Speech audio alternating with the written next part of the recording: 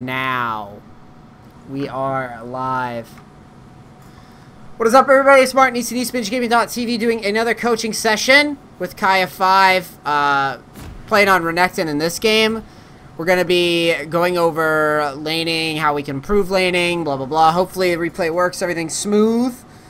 I'm going to go ahead 1 second and set you up so that you can see my screen as well.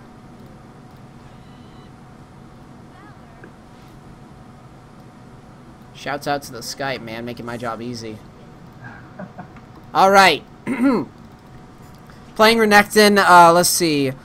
Cloth 5 versus Wukong. I don't mind it. Okay, that's a cool start. I dig it. Wukong is one of those lanes that can be really fucking annoying for Renekton in general, just because he can do some really wonky trades if you're not familiar with how he's thinking. Basically, he can jump into you and then clone and dodge like your counter. In general, the way that I view all Renekton lanes versus any sort of squishier top, so like I consider, okay, so Renekton versus like Tryndamere versus Riven versus Wukong versus Yasuo. The best way that Renekton is played in my experience is he needs to just push. Also, you got to add into it that Renekton is kind of the king of bullying lanes and getting out of ganks. In my opinion, he's the king. There isn't many champs that can get away with as much. Like, you'll see me push with champs like Tryndamere, and then if a gank comes, I'll get caught some of the time. Renekton's one that like really doesn't get caught often if you play him right. So that's like one of the things that I want you to think about when you're picking this champ, is that you want to be pushing lanes aggressively and just not like you want to draw the top laner to you as much as possible, and or the junglers to top lane as much as possible and as often as possible. So here, I don't think you've taken a skill yet. I guess you're waiting. Yeah, I wanted to see what he was probably gonna take first. Yeah, right away I'm looking at Wukong having Ignite. So here's my first issue with what you're doing. Like I said, I think that you should be pushing to him. Multiple reasons, by the way. The first one is, I feel like, in general, I feel like Shyvana is a jungler that can't really punish you for being aggressive, if that makes sense. So like this isn't like an Elise or like a Rek'Sai, right? They have very easy ways to gank you. Elise Sin has easy ways to gank you. Shyvana, on the other hand, not gonna happen. The odds of Shyvana coming top and killing you is so slim, because she has no CC, and neither does Wukong. Both champions are incredibly weak pre-6 in terms of like a 2-on-1 scenario. And the only thing that can threaten you here is a Wukong like Ignite or whatever. So that's why I'd rather you just go ahead and push and just get the levels right away, because he can't all in you level 1. The only times that he can really fuck with you is when he has level advantages over you. So I probably would have gotten to the lane and started pushing it right away. And if he elects to trade, just pop your Q and take a pot and back away. Notice his items, right? He has a flask and health pots, which means he really won't do a lot of damage versus your cloth armor in like a straight up burst fight, right? That makes sense to you? Mm-hmm. So what you're looking to do is to get this lane to the turret as soon as possible, challenge Shyvana to gank you, and potentially push this guy out of lane since he doesn't have teleport. If you can manage to push him out of lane, it's big, and you'll just start getting really dominant over time. Because that's what you need.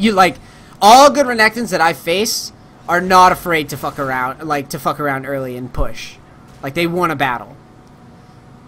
So, just to break this down for you a little bit further, like, once the minions meet, I want you to think about this in future.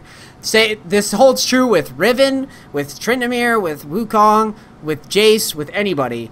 I want you pushing this lane right away. Especially, by the way, especially if it's a jungler like Shyvana, like an Amumu jungle, a Diana jungle, any junglers that I don't think have like very, very strong early game ganks, you most definitely want to just be super aggro, in my experience. So here, as soon as the minions meet, I want you in the future auto attack the minions, like use your Q to push the wave right away, And don't be afraid to take some damage. Just pop a pot if he starts hitting you, and let the minions trade for you. Does that all make sense? Yeah, it makes sense. Alright. So we're going to go ahead and skip forward a little bit here. Level 2, you got to be a little scared. I like that you position back. That's good. That's the correct thing to do. Because his level 2... Wukong's like... kind of like a Tryndamere, really. His level 2 is one of the highest in the game. So, I feel like you're doing fine right now. You've played more passive, which is fine, but so far you haven't, like, taken any, like, unnecessary damage. So here Diana comes in. Yeah, Diana early game ganks suck. All you can really do in the future with Wukong, in my experience, best thing to do is walk forward. Just walk all the way forward in front of him. Let him hang himself. Because if you had spaced out a little bit further, if you really want to go for this or just try to get his flash. I mean, there's a siege minion here. So I don't want you doing this. I don't want you committing to this too hard. Also, you're level 2. But if you wanted to try to burn his flash, stay glued to your jungler and then just stay in front of him. Because he basically, his only way to escape is obviously the dash. Once he's cloned. And then you're basically... The way that I view this gank is since it's Diana pre-6, I would probably just try to get him to dash to one of us, stun, and then get his flash and then just go and farm right up here. And if Diana wants to go after it, whatever, but I wouldn't want to get counter-ganked by Shyvana, and I sure as shit wouldn't want to miss all this. You know what I'm saying? Yeah, I understand. That's why I back off. Yeah, that's good.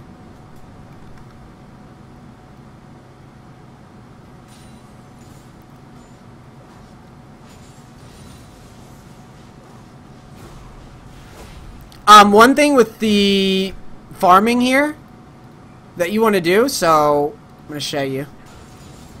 When the wave's coming to your turret, sorry, I've got to back this up again just to get to the point that I want to talk about.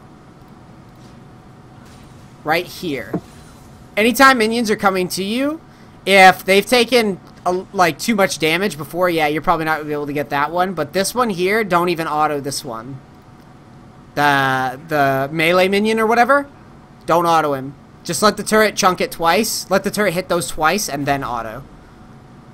Because what you really want to get every bit of farm. It sucks farming under turret too. It's annoying. So yeah, like in these minions here, like I would have gone for this one because he can't do anything to you. And then using your Q there is kind of bad just because you see you're unable to farm all these now. Yeah. Let the turret. You have to manage these. Like I know I'm being kind of a stickler here, but you have to manage these waves as best as you can because like this is all gold that you must have later in the game. As Renekton, I understand. I'm just very bad when it comes to farming under tower, especially with Renekton. Yeah, that's cool. You'll get better at it. I used to main him a lot, quite often earlier on last season.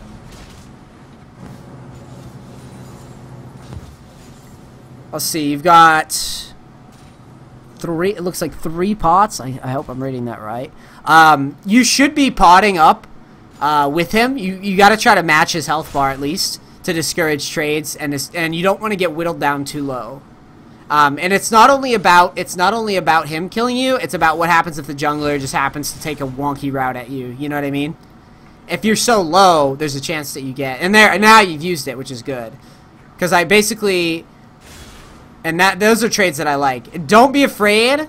Don't be afraid to go in, stun, like dash forward, stun, auto, and then dash back out.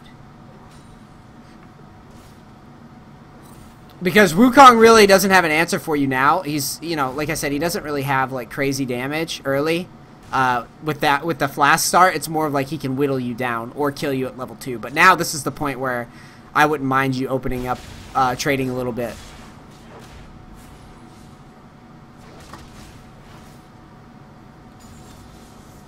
One thing that'll definitely improve your trades too, right here, if I go back. So when he dashes to you, right, so you have your E up. Don't be afraid here, like when you lock him up in a stun, don't be afraid to use your dash to dash through him and back away from the minions. See here? Are you there? Yeah, sorry, my computer. Oh, it's cool. So you see here when you stunned, dash through the minions, back away from all the damage here. So it's all succinct trades with Renekton. It's never extended trades. Anytime your cooldowns are up, anytime you go for a trade, you want to use them all. Okay. So like if we break it down,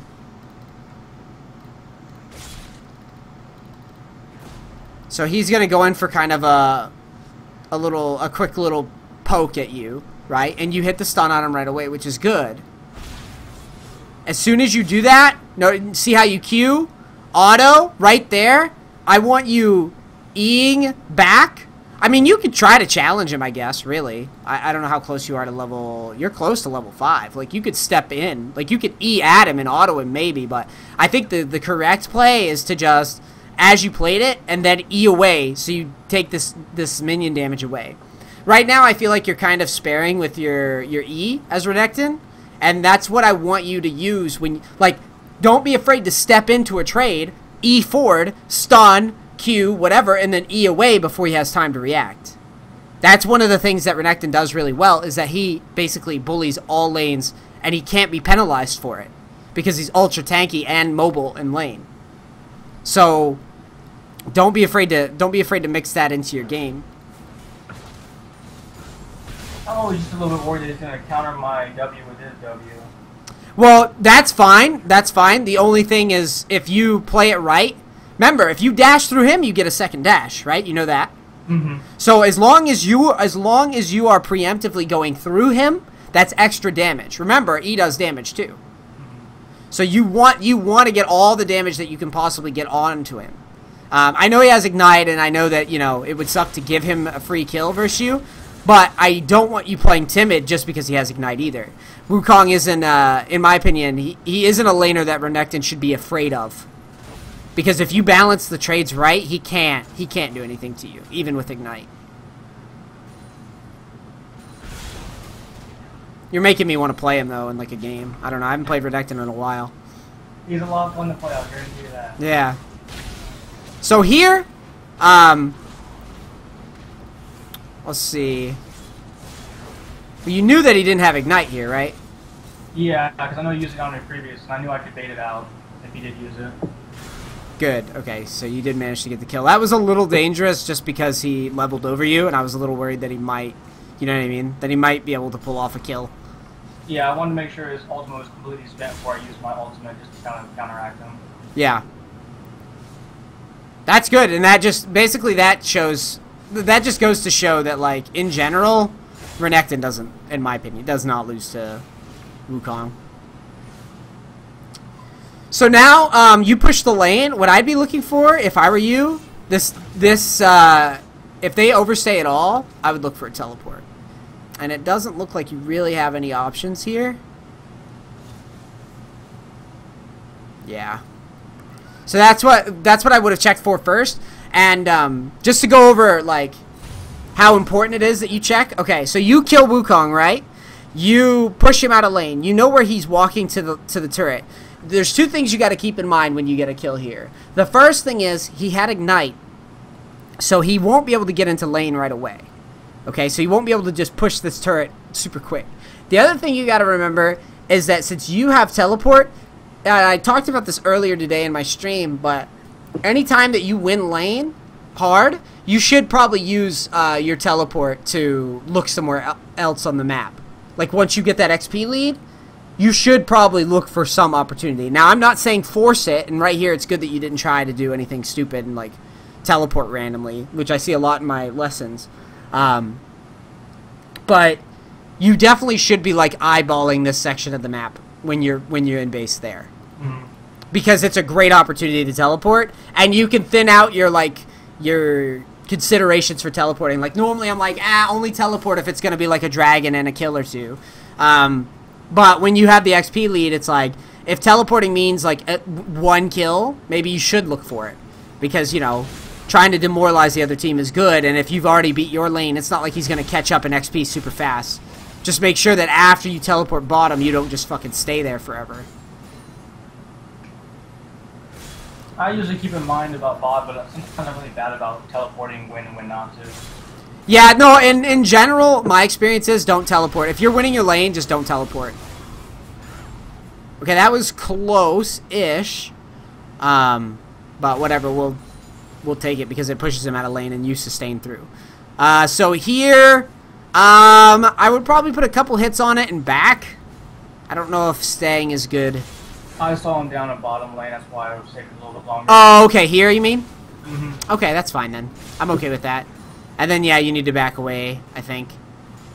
The only reason I'm saying back away is because there's not much you can do. Like, I want you to be able to, more, like, you could stay in lane and not die, sure, but this is why I wanted you to back a little sooner, is because with Tiamat, you have that crazy pushing power that I like to see on Renekton. And I think that if you backed a little sooner, you would, you know what I mean, you would have had the item, you would have been able to come in on a siege wave, and I don't think you would have missed as much. That was the only reason. Understandable.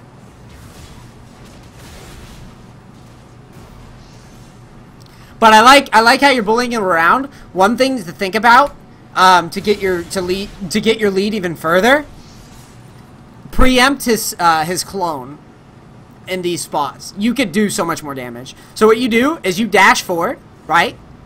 But you turn on your stun first, which I don't really agree with. I think it's much better to see, like right here, he uses his clone. You can use his clone to get that second dash. You know that, right? Yeah. So just wait for it. Just wait for it and anticipate it. If he's running away from you, that's why Renekton's so good, man. Because if he's running away from you, he's going to have to clone. And then as soon as you dash through him, you can just wait for a second, wait for him to reappear, and dash and hit the stun, hit an auto, hit a Q, hit the Tiamat active, etc. So right there, I noticed you led with a stun. I think it would have been much more optimal to just walk at him, essentially, and be like, what are you going to do about it, bitch? Like, I'm winning the lane now. You just have to accept that you don't get to farm anymore. But see, leading with the stun means you don't get as much damage off. Yeah. I just don't understand why he was still trying to fight me even after I killed him twice already. Yeah, he's kind of stupid. He's definitely behind. And, I mean, he can out-team fight you for sure. But you could, like, just destroy him under turrets by baiting out his ult and baiting out his clones and shit. Which is what I want you to be doing. Very similar to, like, Tryndamere. Probably a little bit better than Tryndamere, to be honest, in terms of dealing with Wukong, just because I think you can bait a little bit easier with your ult and then the double dash. But this is cool that you're trying to zone him off. As soon as the wave connects, I would probably look to just shove the wave immediately, just to get a big wave built up, and then you can do some fancy shit under turret where you try to bait his aggression. Because in this spot, that's what I would be looking to do.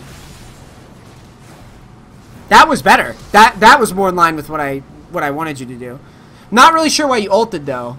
I was thinking he wouldn't be able to flash in time for me to get that few seconds takes of damage on my ultimate, my little The only reason I don't like that is because unless you knew that his flash was on cooldown, you could get his flash and then dive him after. You know what I mean? Yeah. So don't necessarily. It's good that you're looking for the kill, but those big cooldowns are what allow you to open up for a dive later. So getting him to burn his flash and then back, pull Shyvana up there, and then fuck it, threaten to dive on that guy. You know what I'm saying? Yeah. Using it early basically means that they don't have that threat anymore. Wow. Good dive, good call. Yeah, actually, I think that exactly for us. Like, I knew how to tank the turret, and I was like, this is perfect. Yeah, that was a good one. The Diana has enough damage for you. It was a little dangerous, but you knew that he burned flash, so I don't mind it. If you don't know that he has flash or not, though, never do that. Okay, I understand.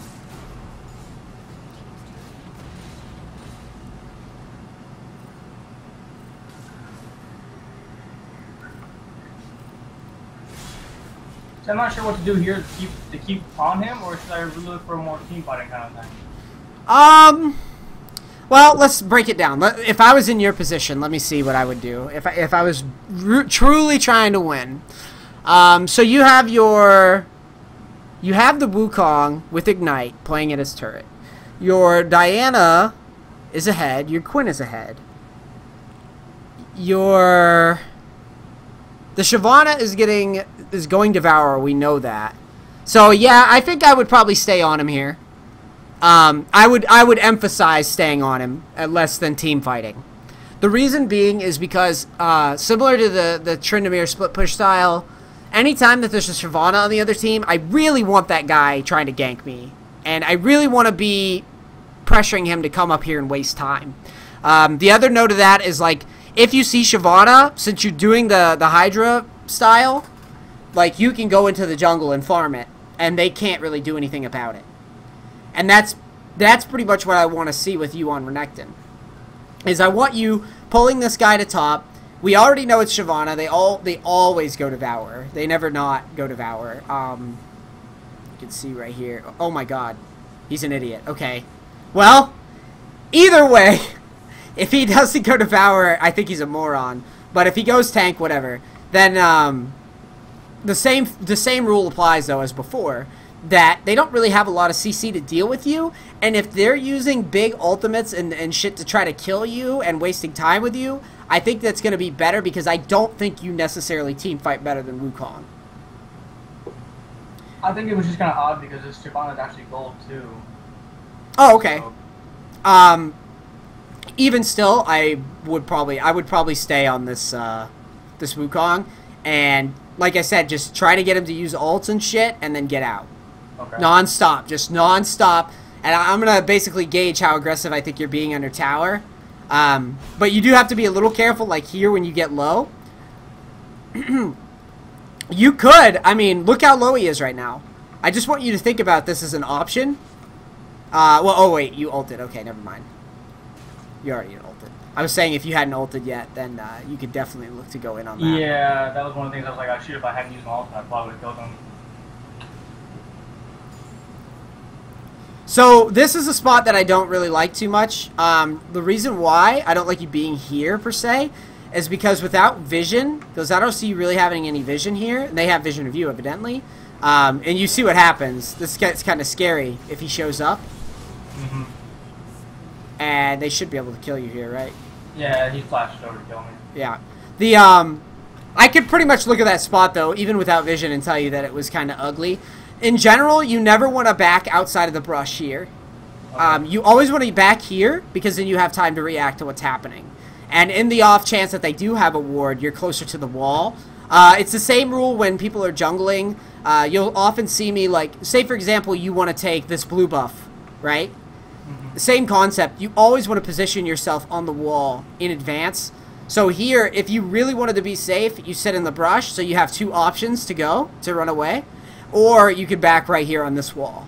So that you basically just tell them right away, like, if you come for me, I'm gonna just jump over the wall.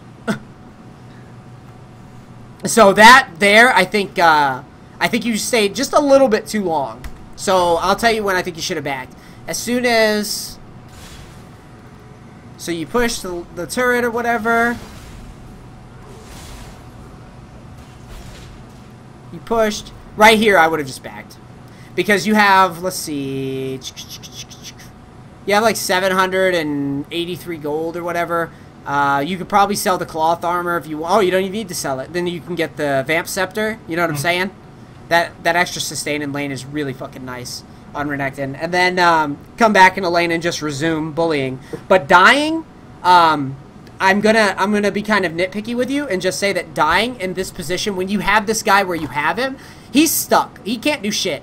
He has to have the jungler help him in order to survive. So you dying here and giving him space to farm up is really bad. Also, giving this guy XP is really bad. It happens. It's not a big deal. It doesn't break the game. But if we're speaking purely from like I want to carry the game standpoint, once you get somebody in this spot, you really don't want to die. And the only time you can justify dying is if, say, you see your team doing dragon or something, and you're intentionally trying to, like, keep them around you so they don't think about the dragon that's coming up or something. That's it. But in this spot, there really wasn't any reason to die. It was just a matter of, like, inexperience, like, staying a little too close here. In the future, just be careful with that. Absolutely, I understand. I was trying to look for just a cheeky play on it if I were to dash over the wall. Oh, yeah, yeah. It is weird that... I'll give you that it is weird that a ward's there. Yeah, I had no fucking clue. But he was hunting, dude. He was hungry. Yeah, I was like, dang. I tried to get away. But... That's fine. You can also, if you want to be really fancy there... We'll back it up. I mean, this assumes that because you you know that he's likely to try to jump over the wall for you. What you can try to do as you can try to dash through him. But it didn't look like he gave it to you there. Yeah, I figured he's gonna know whether I dashed over or not. He was waiting on for me to dash over before he flashed. Yeah. Yeah, it's just rough. That's why, in general, I always linger up here instead of down there. If you have a ward here, it's fine to do what you did. This is the spot. But that's how I view it. If I don't have vision there, I'm never standing around here. Because it's too dangerous if people roam up to you. No matter what champ you play. It's just too dangerous. You have to have at least a ward here. And then, in an ideal world, you can get your second... Like, if you upgrade the trinket early, you can get the second ward here. Which I like, because normally mid laners will ward somewhere around here. Okay. So then you get this whole line, you know what I mean? And then you can react off everything that people are doing. And that really opens up plays for you.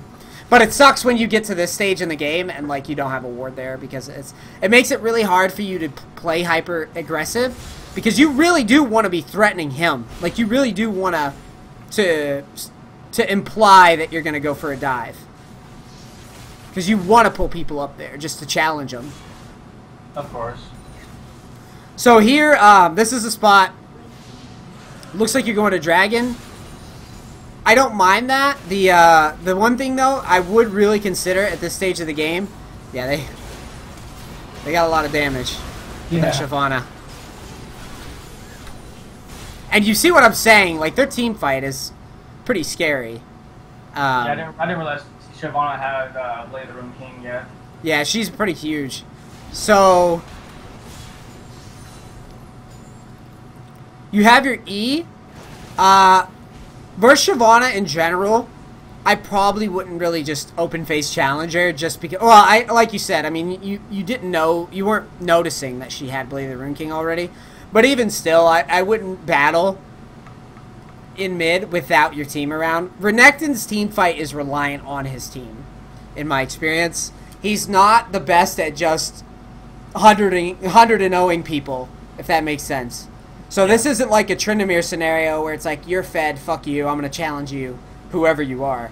This is more of like, Renekton operates on the lane rules, which are I stun, I Q, I back away. You never really go full on, just because it doesn't really yield any results ever.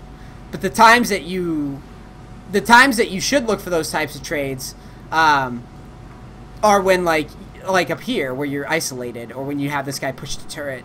In team fights, you need your team around before you go for stuff like that. And in which case, if your team was right next to you, I wouldn't have minded you being a little aggro.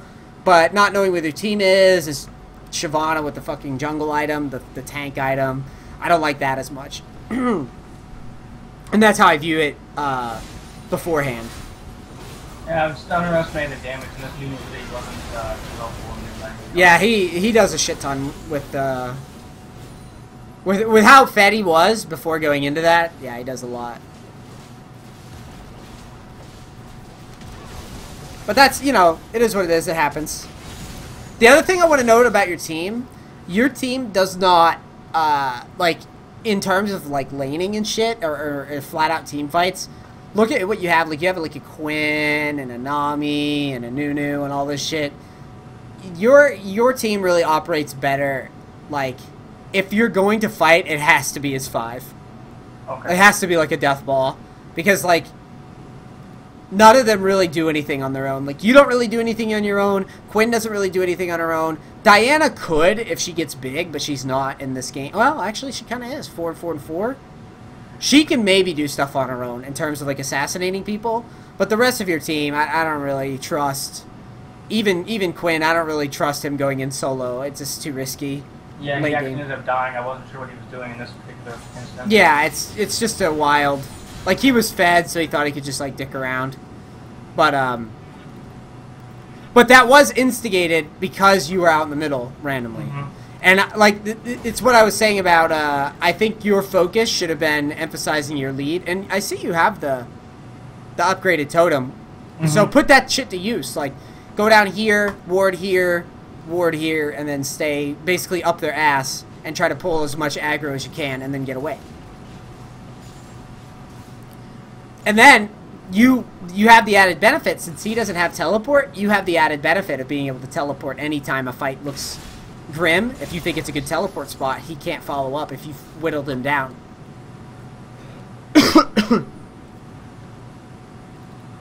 That's one of the greatest things about being ahead of a guy with Ignite, is that any time a team fight breaks out and you're beating him in lane, you get to make it a 5v4 automatically. Kind of wonky. Yeah, that was bad. Bad. We made it worth it though, but it was still bad.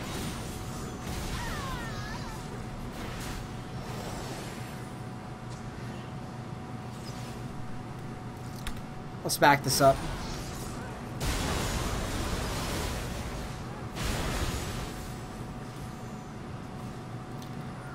My first thing is, you know this wave is coming, so just go ahead and shove that wave too. Okay.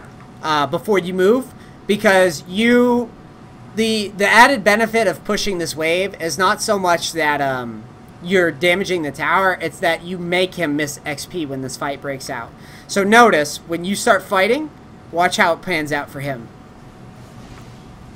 Okay, so watch the farm up at the top.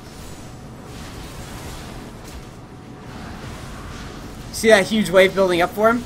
Yeah. So guess what he gets to do? He gets to farm it if he's high level or not. Yeah. And he sees it. He sees it. And look. Look at that. All building up for him. He's not getting taxed at all, XP-wise. And he just gets to waddle over there. And, like, he would have missed a huge wave. And you would have, if he hadn't have answered that, you would have dealt a lot of damage to that turret, too. Just off the fact that the wave was there. That's why I always tell people on these coaching sessions, is before you make these roams, I'll show you what you should have been thinking here. So, like, when you're pushing this, remember, the other thing, too, is anytime that you have a lane that pushes super fast, like, think Hydra, Tiamat, Victor, Lux, shit like that, you really want to push. Like, that's one of your strengths, right?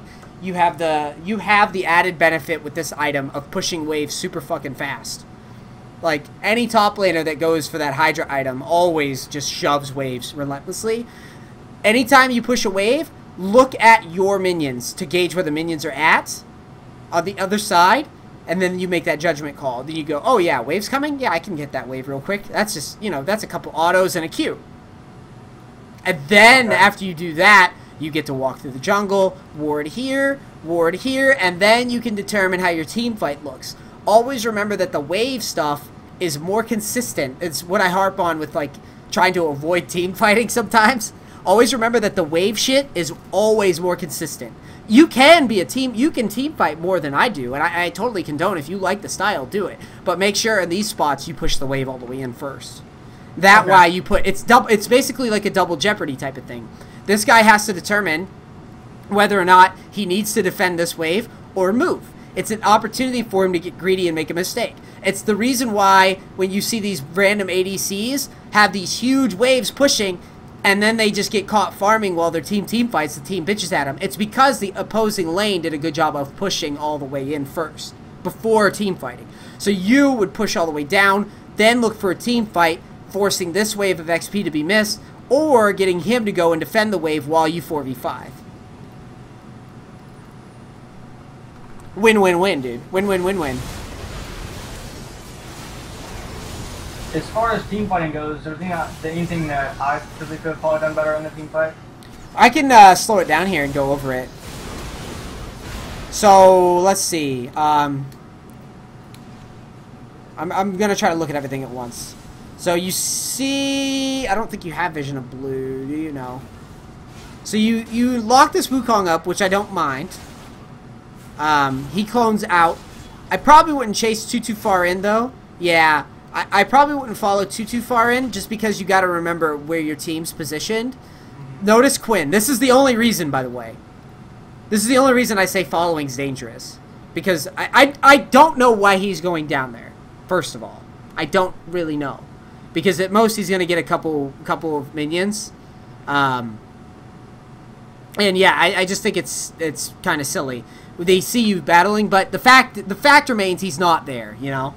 Mm-hmm. So regardless of whatever his bullshit reasoning is for being down there while your team is all sieging up or whatever and pushing into the jungle. He's not there. So I think taking the quick trade and then getting out is good. It's pretty strong. So here, you're doing damage and walking away, which I like.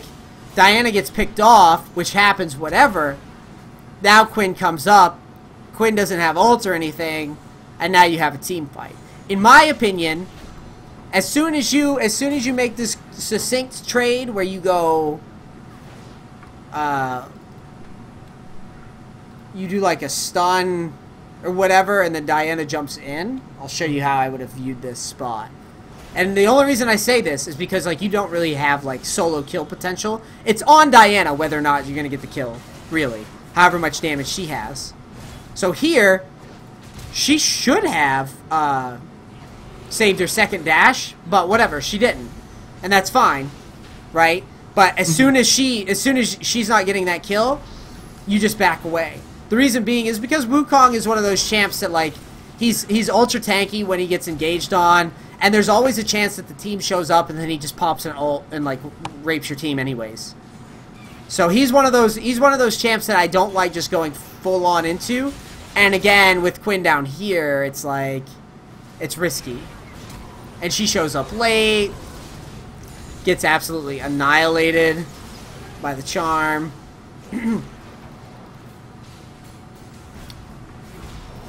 I don't mind you focusing Ahri though. I think that's okay. There's not much you could do once Quinn's dead, huh? I didn't have a second dash, so I didn't go for anybody else in the team battle. Yeah, I mean, all you can really do is just go for it there. She also had double buff. I was like, she was more worth it than anything. Yeah, it was fine to focus that. I mean, her and Shyvana are both huge. Here, I think you guys could challenge this. Yeah, I tried to bait him, but I don't think he went for it. I guess Nami doesn't have mana. Maybe that wouldn't be that great. I don't know. I feel like you have a chance to be able to win it because you are 2 levels ahead. But with Nami not having mana, then you guys would probably lose if Lulu hits some abilities. If Nami has mana, though, I would definitely think you guys win that.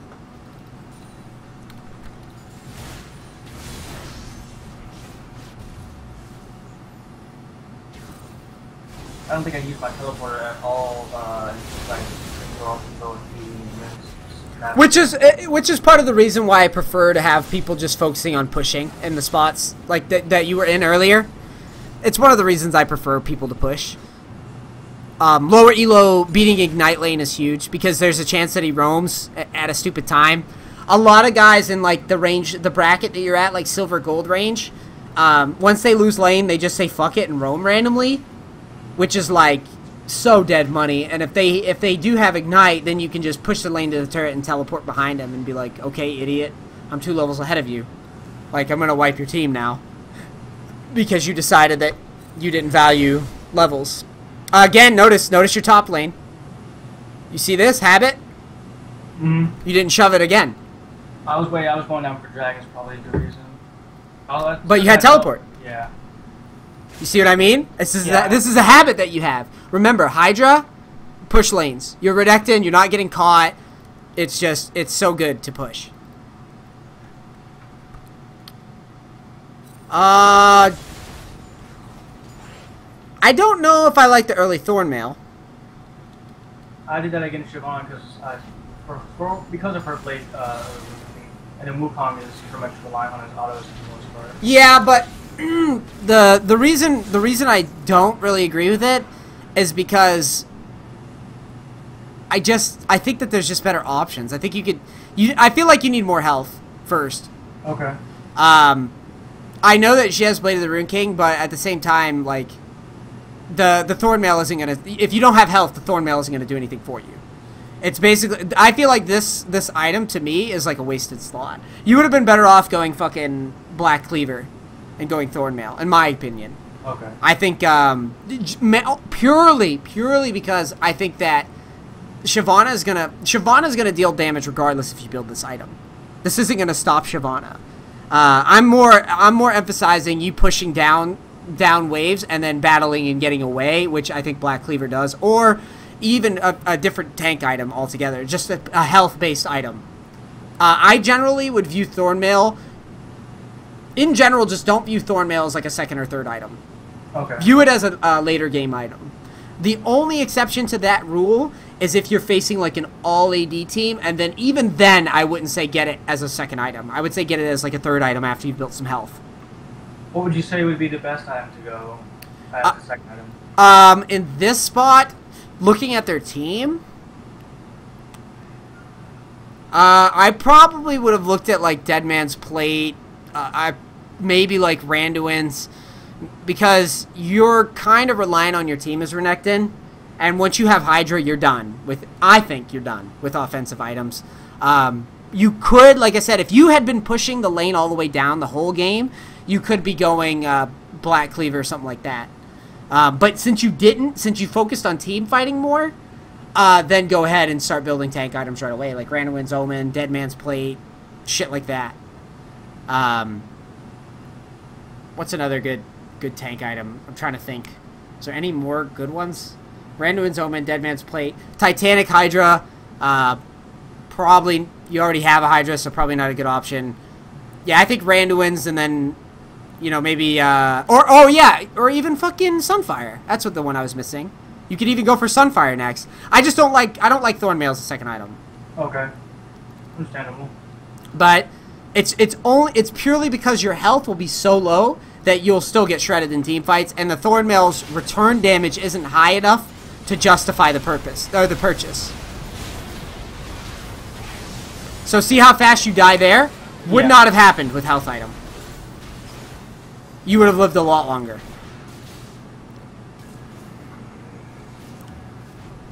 And that's okay, dude. It happens. Like, people build wrong all the time. It's okay.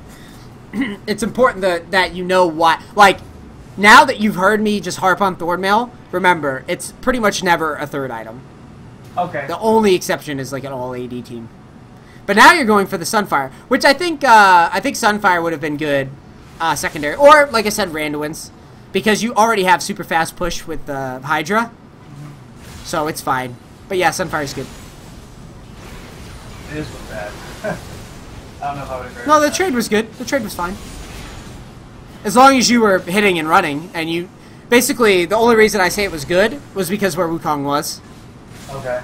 So, like, this is how I view it. Watch. You have your whole team right there. So, like, what are you afraid of? You're Renekton. You can dash twice. And you still have your ult, so whatever. Just the amount of damage I already was able to do to me, I was just a bit worried, to be honest. Yeah. But it's good when people are splitting like this. It's good to try to get stuns off when your whole team is grouped. You want to go for it. It's very easy for people to follow up on, too. And if people focus you while you're stunning, you just ult and dash away. Too easy. We actually lost this game through some... I wanted to know the reason why we lost the game, because we were going great for the most part. Well, I will say that the build doesn't help. Okay. That's one of the bigger things. The other thing was focusing on pushing, I think, would have yielded better results as you got your items built up. Because the goal, remember, the goal once you get ahead is to pull people to you and then disengage out. Which is why I don't like team fighting and forcing team fights, because it's reliant on what your team is going to do. This wasn't a bad bait if Diana's able to secure the kill. I don't think she was. That wasn't bad. Could have been a lot better, I think, though. I would be very, very careful here with how low you are. Yeah, here it comes. Wukong, dude. The king of the heart engage. Wow. That's a squishy-ass Nunu. I'm here to tell you. He's mid-Nunu. Yeah, it's goofy as shit.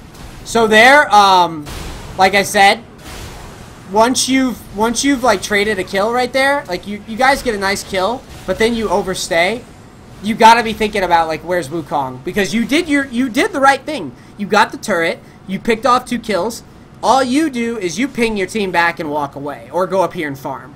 Hanging out here is pointless, because you already know your big cooldowns are gone. Your Quinn's gone, your Diana's gone. Your Nunu isn't gonna do shit. Like your big shit's gone. Like, and you're not going to be soloing anybody. So, yeah, I would say after those 2 kills after the turret, just back away. Objective win and gold win, that means you go and get farm. Because every time you win an objective and get free gold and back out, you are better than like 90% of the league population. Because you're going to have that XP forever. And they're never... Notice, a lot of my games, when I have like crazy XP leads, if you watch those games back, you'll see me, I very rarely overstay. Once I get those leads. Very, very, very rarely. I mean, I admit that it happens to me too sometimes. I'm not impervious to it. But I'm always trying to, like, keep my XP lead at all costs. And that includes disengaging from a fight early and going to farm first. Before anybody else does. What happens if your team is not always willing? Like, I know a lot of my games, people aren't willing to disengage properly. They'll always overstay, and I have to kind of, like, stay with them just so... Well, that's why I say disengage and then go farm. Because if they're stupid and stay after you leave, they were going to be stupid even if you were there. Okay. Right? At the end of the day, it wasn't going to change the outcome of you standing there or not. The only time I stick around in fights when I'm low is when I honestly think I can get assists off of a fight. If I believe that, like, by sticking around, I might be able to pick up an assist or 2.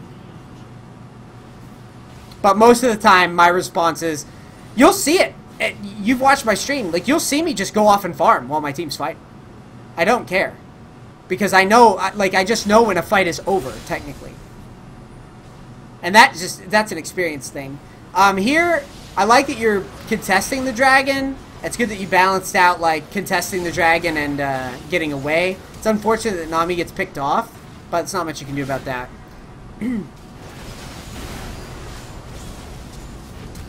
So Quinn is, like, diving the back line, which is good. You battle the Shyvana, which is good. I don't mind you trying to peel a little bit. Because you do need to become a team fighter. Okay. If you're going to group, it has to be, like... It has to basically be to peel sometimes to get people off of your back line. Squishy Nunu and shit. I mean, Quinn's going to dive anyway. There's nothing you can do to stop him from diving. You might as well try to keep your team alive.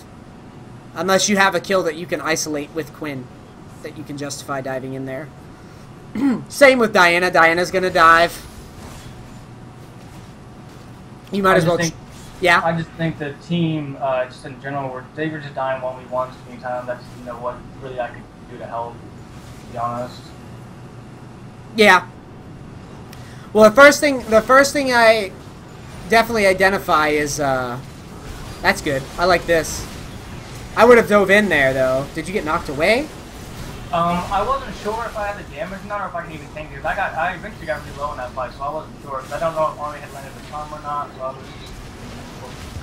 The only reason I say, because you dashed out, I definitely would have tried to get in the back line a little bit sooner. Because it's more, the thing you got to remember, now that you're starting to get some more health, and, like, you know, going for, like, the Sunfire, for example, you definitely want to be disrupting long enough for your team. And see right here, you did a better job. Once you got back in there, notice your team was very, very able to work off of that after you got back there, right? Because the fight was ugly. Like, notice, it's actually a pretty good exercise in seeing how different a fight looks when a tank is, like, present. So, like, watch.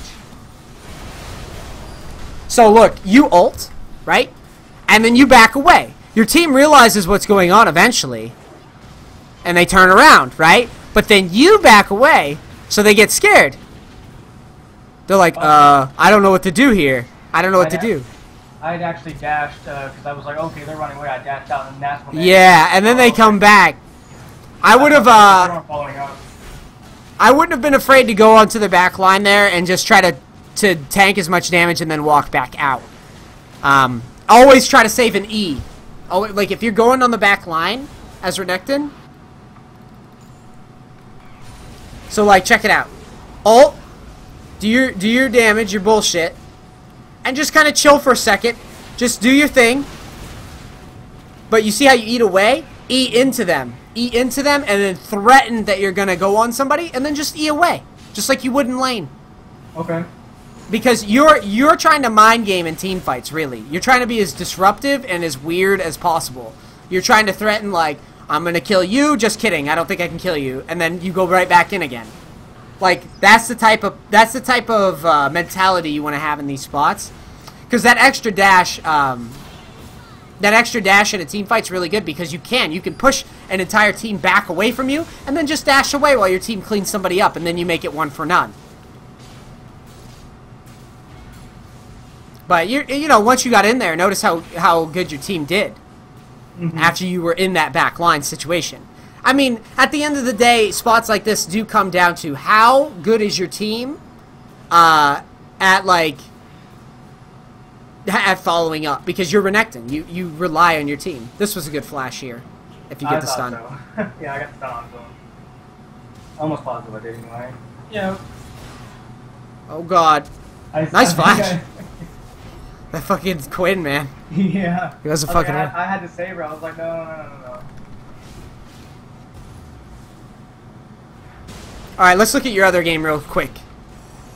Okay? Well, the Jace game I didn't play because I had to go do something, so it ended up playing out, but I only recorded a little bit of it. Okay, but the game I would like to look at would be the Irelia game all the way down. I was 3-10. That was a jungle Irelia, though.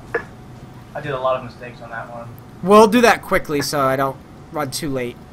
No Let's see. I'll bring it up real quick. I like going a little bit over the time. Try to get your money's worth. 1 second, guys. We're just booting up another game here. There's Irelia. Got it. Loading it.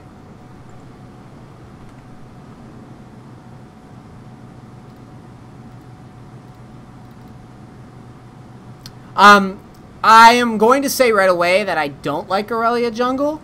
However, you're at an elo where I can let it slide. I think that there's better picks. But, that said, I don't think that impairs you at this level, if that makes sense. If you're good at the champ, it's not going to matter. Yeah, I'm just really comfortable on Irelia in general. I don't play many other junglers besides her and Jarvan, so... Okay. And I've played her previous jungle many other times. I've been successful at her. And it was up against... I don't think it was the best, considering they had a Trinmer and a Shyvana, which are two good counters against her, but I was only camping that much comfortable with at the time. No, it's fine. If that's your logic, like the comfort pick, that's good logic to me. I always prefer people pick champs that they're good with than shit that they don't play. But let's see what we can do here.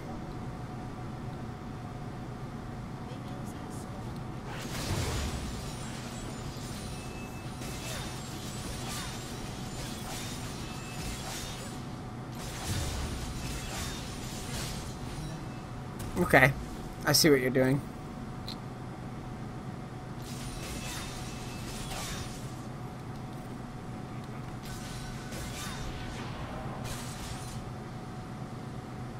Okay, that's good pressure. Why are you leaving? I wanted to get my blue buff before I went back for him. Fuck that. Go, look. Fuck that shit.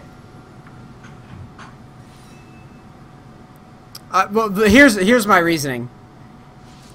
Tryndamere is like, look, go. So if we slow this down, Tryndamere is the weakest fucking laner early in the game, dude.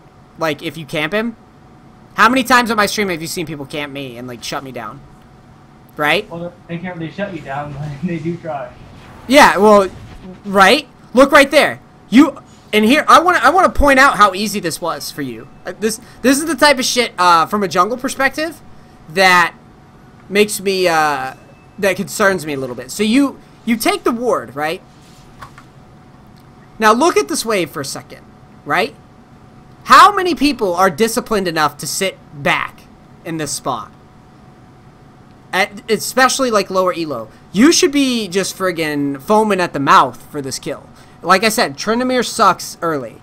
You can dive him if he gets out of line. And guess what? This is a lane, Jax. For some reason, both their flashes are gone anyways, which I didn't see. In an ideal world, you're looking up there while they're fighting to see who has flashes or whatever. But as soon as you clear that ward, what's stopping you from just walking around? I think it was probably more than likely the mana. I know I didn't have much left. I'm not sure, and I just used my E on him, so I wasn't sure if I would be able to have that up in time.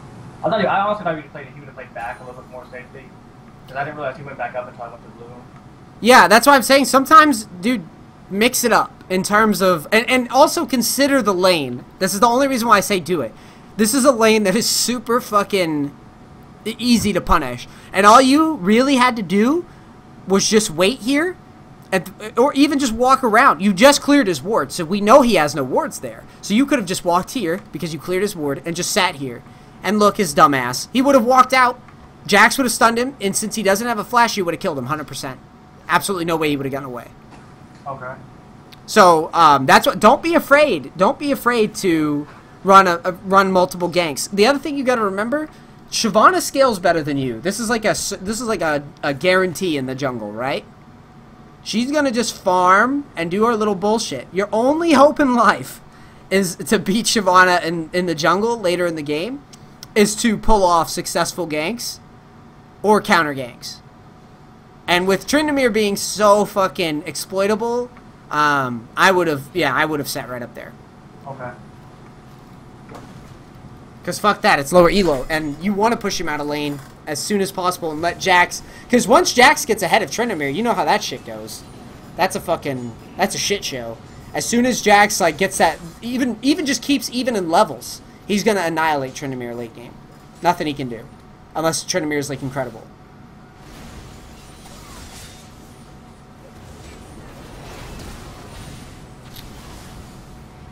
So here, I like the steal. I don't like the chase. You're never... Okay, the reason I don't like the chase is because you're never killing this guy here. There's just no way you can kill him here. You don't have enough damage. If at any time it gets too close, he's just going to leave, right? So as soon as you snag this, just walk away. You won. You won the battle against the dragon people, dude. And also you can... you just walk away. Because, like I said, no kill potential. Just turn and leave. Don't overstay. In an ideal world... In an ideal world, you snag it, you walk away. Good enough. But notice how long you stay. You have to flash. You see? I don't like that as much. I think that was wasteful. I like the steal, and I like that you're poking around in the jungle. I think that's good, but I think what'll take it to the next level is if you're planning ahead for shit like that. No kill potential. Notice your flash. That was a kill for you. Fuck this guy. Right? I want to carry the game, right? So... Your flash that you had would have gotten you that kill. Okay. Like I said, I want to carry the game. I don't want my team to carry me. I want to carry the game. And until I'm behind, I want to carry the game. If that Jax had roamed down, that would have been nice. Yeah. But he apparently didn't hear my pings. I saw Shyvana creep into my jungle a little bit. Yeah. Unfortunate.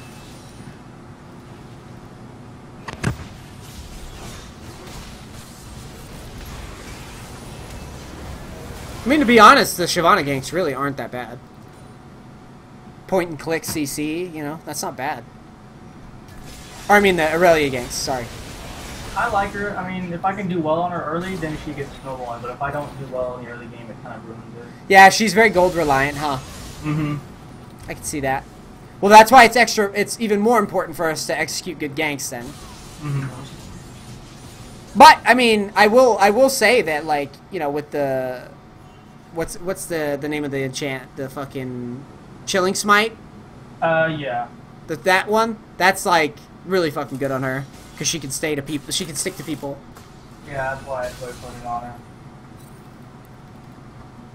But yeah, so far, what's that? She's very good in jungle against most junglers. She can just stun and walk away if she gets too low. Yeah, exactly. It's not that bad. It's not that bad. I've seen it work before.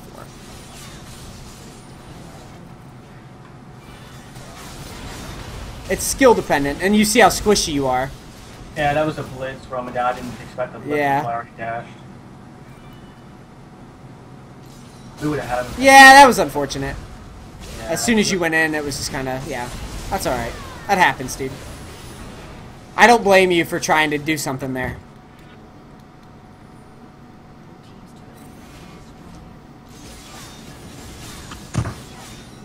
So what do you try to go, Triforce next or something?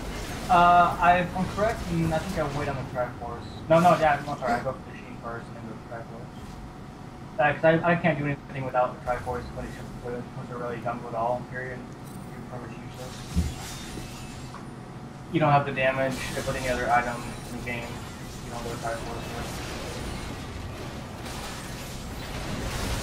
Well, it's good you're trying to get as much farm as you can.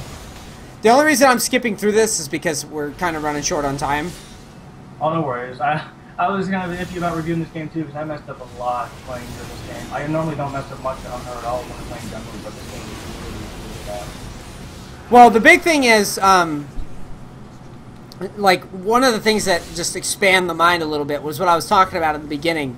Make sure you're considering what is the repercussions of you camping certain lanes. And in the instance of the Jax Tryndamere lane, I really want Tryndamere to be... Because look at him right now. This dude's 5-0. You see what I mean? Mm-hmm. It's shit like this that's like... I think that you could have potentially nullified him. Just by camping him a little bit, you know? I just thought when I had given the little pressure off him in the beginning that Jax would have been able to take over a little bit there, but I guess not. Yeah, he doesn't real... I mean, Tryndamere, depending on the skill of the player, Tryndamere really doesn't lose to Jax until Jax starts getting items. However, if the Jax is good enough to farm and not feed Tryndamere, then yeah, he's going to annihilate Tryndamere. This Jax, you know... I could be completely overthinking it, and even if you gank Tryndamere, the guy would have lost. I'm just saying that in a vacuum, like I see a Jax and a Tryndamere, I want to, especially if he pushes to here and I clear his ward, I'm gonna stay there and wait. Okay. Cause fuck that guy. That was a good stun though. And Jax will, I mean, he will catch back up. There does come a point where Jax just shits on Tryndamere anyways. But it's all well and good, man. I can understand. So you have Triforce now. You're actually pretty well farmed. Yeah, surprisingly. I just died way too many times, I think, in this game. Just too many misplays. Well, the one with the timing on the Blitzcrank was, you know, it is what it is. Jax on a killing spree. What the this hell? pinch was actually pretty damn good.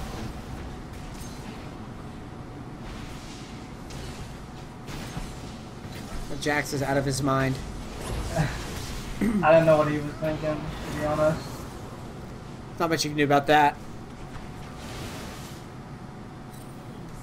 Yeah, I mean, you died quite a bit. It happens. At the end of the day, what you're trying to do, because look at their team comp. They have like a death ball team comp, dude. Like, look at them. Tryndamere, Mordekaiser, Veigar, Shyvana, and Blitzcrank. I mean, they have a comp that literally just pushes, and you can't do shit about it. I actually got to give it to them. It's pretty scary. Yeah, I didn't like the Mordekaiser AD carry at all. It was definitely not something I'm a fan of. Like, look how much fucking... Yeah, I mean, you can't even fight them. And that's just, you know... All this game really comes down to is whether or not you get snowballing... you get Jax snowballing or not. Because no matter how you slice it, Ahri's likely to get one-shot by Veigar, and Ahri can't really kill Veigar until he's 6, in my opinion. Unless the Veigar's, like, way out of line. And I think all you really could have done, because they're going to outscale the shit out of you. Like I said, all you really could have done this game with your pick... is just isolate the Tryndamere. That's it, man. Yeah, Ahri actually got one shot so many times in this game due to the Veigar. I was like, this game's over. This is not something I would stress too hard, man. It looked like your team was going to get rolled. Just by their comp. It's a good comp against you guys, seriously. Because you have like an Ezreal, and like the way their comp's designed, they're going to outscale the shit out of you, and Ezreal can't do anything. Ezreal can't do anything. Ahri, there's not a single person that Ahri could assassinate in that group. Except for Veigar. Everybody else will just be like, what are you doing? Go fuck yourself.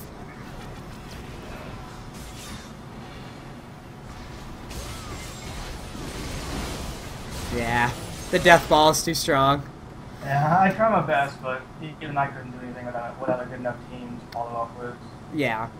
Alright, man. I think this is a good stopping point. So... in conclusion, things to work on. When you're in top lane, if you're playing any top laner that pushes heavy, unless you have a really compelling reason to team fight, i.e. your team is like really, really far ahead and you're behind, if you're ahead in lane, you need to just keep pressuring. Don't group as much. And remember to shove the lanes first before you decide to roam. Okay. And then, but that's for the Renekton game. For this, when you're playing sort of like unorthodox junglers, in my opinion, the whole game boils down to whether or not you snowball the game. Because remember, regardless of how good we think Irelia might do in a late game environment, if you get items, Shyvana's going to do better. She's going to get to late game better. She's going to go fucking devour. She's going to shit on your team. And you have to basically dictate the pace of the game. Anytime you play an unorthodox jungler, remember, when you see me play Tryndamere, I'm like invading and shit. The only reason I didn't say to invade this game is because you're facing the king of, like, Shyvana wants you to invade. Shyvana can't wait for you to battle. So I could understand, you know, not going for that. So at the end of the day, I think your opening was up here. And then, you know, misplays happen. Your team was kind of getting smoked regardless. Not much you can do about that. And other than that, those big points, I think you played pretty solid, man. The itemization stuff, like, you'll get better at it. Just remember that Thornmail is not like an end-all, be-all. I run into it a lot in my games, too, and it's a concept that I think players just learn with experience. Thornmail is good as a later item, but is never good early. Okay. Never good early. Don't rush it. And then for Renekton in lane, don't be afraid to maximize, like the optimal trading, like using your E to step into people and then to E out after you stun them and do, like, you know, Q auto and then dash away. And then, you know, thinking ahead a little bit, like when we were having like the Wukong who was like decoying out. Don't just stun without thinking. Think about what he's going to do when he sees you coming, and that's how you push your advantage out further. All right, man? All right. I appreciate it. Yeah, dude, if you want more lessons, let me know. And after you've played, you know, 20, 30 games with this, like, newfound mentality of top lane or whatever, hit me up and let me know how it's going because I love follow-up stuff. All right, I appreciate it, man. I really do.